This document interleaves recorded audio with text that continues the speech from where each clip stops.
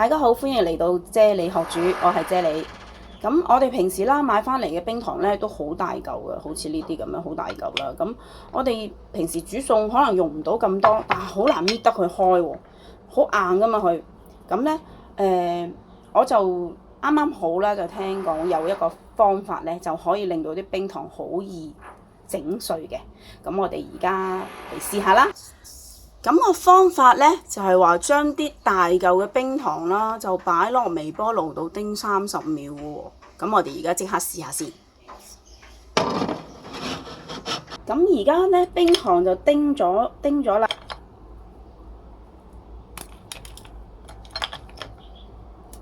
嗱，係搣到嘅，係搣到㗎，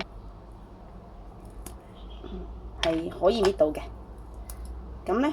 可能太大嚿嗰啲咧，我諗要再叮多10秒到咯。咁話咁快咧，就搣咗啲冰糖啦，就全部搣開晒啦。咁證明呢個方法係 work 嘅。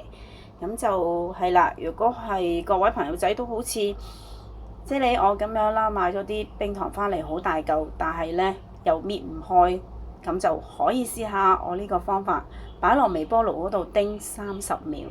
叮完30秒之後咧，就可以好易咁搣開㗎啦。咁可能我咧就今次擺落去嘅冰糖咧係比較多嘅，因為我買翻嚟嘅時候咧係一大包，全部都係好大嚿嘅。咁我就一次過擺晒落去叮啦。咁我就用咗30秒嘅。咁可能你哋買翻嚟嘅時候咧，可能係得1嚿或者2嚿係大嚿嘅。咁你叮1嚿2嚿嘅時候咧，我會建議你哋係10秒咁樣去叮嘅。咁就我都驚話如果叮得耐嘅話，可能會叮燶咗啲冰糖啊咁樣嘅。同埋咧，每一個微波爐嘅溫度都唔同啦。咁啊，建議各位朋友仔啦，就叮嘅時候咧，都係10秒咁樣。叮咗之後，睇下搣下佢，睇下開唔開到，開唔到嘅話，就再加多10秒咁樣去叮佢咯。